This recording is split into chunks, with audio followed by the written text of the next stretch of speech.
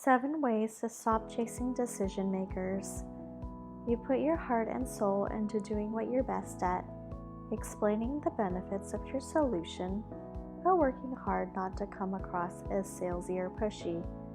As far as you're concerned, you've done everything right. Now you're on the phone with your contact. You're hoping this will be your last conversation before they fax the contract through. Finally, you ask, "So, is the agreement ready to be signed?" There is a silence, and then you hear the disheartening words, "Oh, I realized I really should have had Mike and Julie look at it before I sent it over." Talk about being set up to believe everything was going smooth. Now a big wave has overturned the boat and it's sinking fast. Why didn't he tell you he wasn't the final decision maker? Why did he lead you on? Most important, what can you do to stop this from happening again? Welcome to Affluence Online, the place to learn about investing and managing your finances. Before we jump into the content, if you're new to the channel, hit the subscribe button and the notification bell so you don't miss another video. We share tips on how to make money every single week. And be sure to hit the like button if you're getting value from these free tips. Here are 7 ways to end the chasing game with decision makers. 1. Understand the psychology of working in an organization. No one in an organization wants to make the wrong decision and then be left holding the bag and looking bad. What's more, in many cases, even CEOs can make the final decisions without the other executive on their team buying in. So, even if your contact tells you that he or she is the only one making the decision, in most cases that is highly unlikely, especially in larger organizations.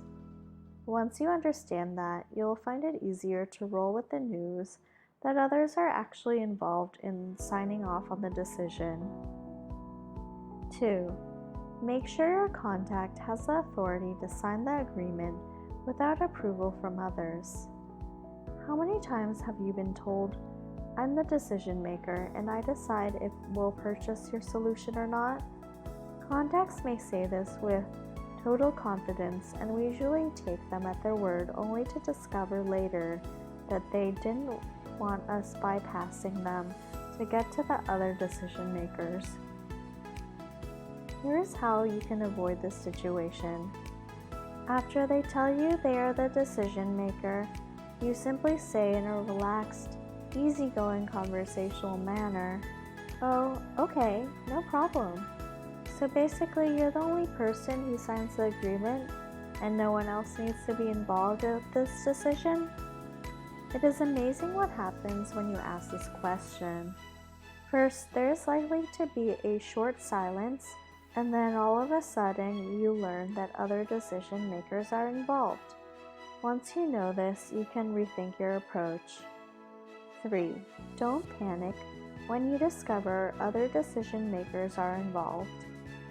Don't get thrown off track when you suddenly learn, deep into the sales process, that other decision makers need to be involved with the decision.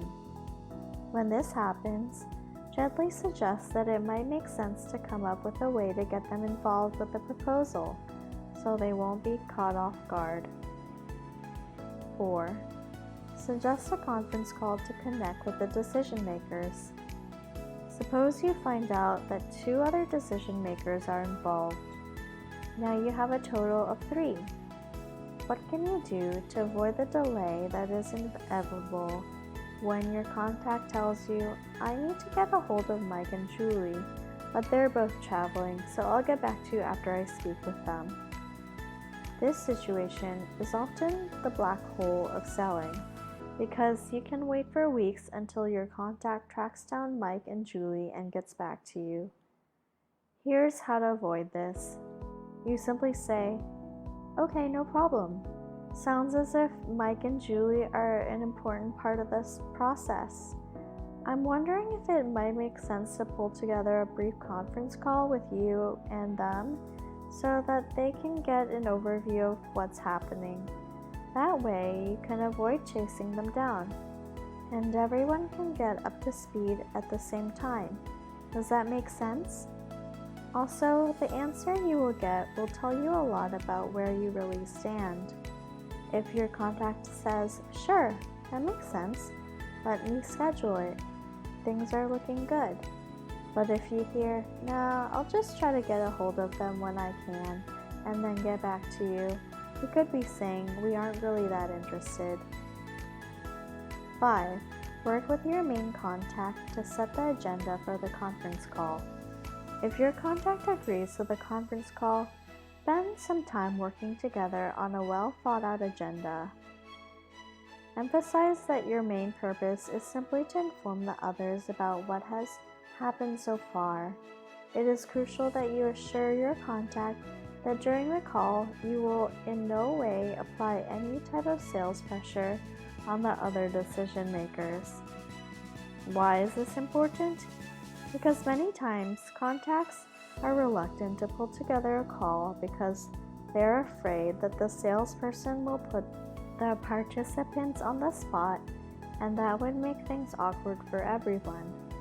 When you begin the call, simply say, "The purpose of our call today is simply to bring you up to speed on what has happened so far, so you all have the information you need to think about the solution through at your own pace. Here at XYZ, we don't believe in pressuring people to make decisions. Your contact will love you for this." 6. Ask your contact to arrange the conference call. When you suggest a conference call with all the decision makers, it is important to put your contact at ease. Too often, salespeople get anxious and say, "I'd be happy to contact the other folks and schedule the call for a time that works for all of us," but that may make your contact think you're going to try to influence the others before the call. To avoid accidentally triggering any sales alarms, simply ask your contact if he or she would be open to coordinating the call. It might make sense if you could email them to coordinate a time for all of us connect, since you're closer to them than I would be.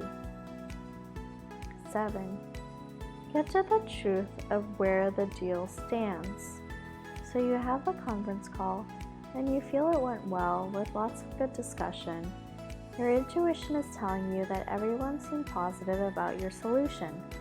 Now you want to find out the truth about where the deal stands, but you need to be careful not to call your contact and put subtle pressure on him or her to give you a final answer. You want to get that answer without asking outright, but you can't until you've uncovered the truth about where everyone stands. When you call your contact back, don't use the tired phrase, "I'm just calling to follow up." That just kicks off sales pressure. Instead, say, "I'm just giving you a call to see what kinds of questions the others on the call might have," since those types of calls don't always address everyone's issues or concerns. This will allow your contact to talk about where he or she stands, and you can then ask, "Where do you think we should go from here?" These 7 tips will help you put an end to the dreaded game of chasing decision makers. If you want to make more sales, check out Sales Video Creator. This software allows you to create sales videos 17 times faster with very little effort. Even beginners can generate professional sales videos with a few mouse clicks. Right now, they're offering special pricing for a limited time only. Check out the link to Sales Video Creator in the description below. Thank you for spending some time with Affluence Online. Make sure to like and subscribe to our channel so you never miss another video. We also handpick these videos that we recommend you watch next. Thanks for watching, and we'll see you back again soon.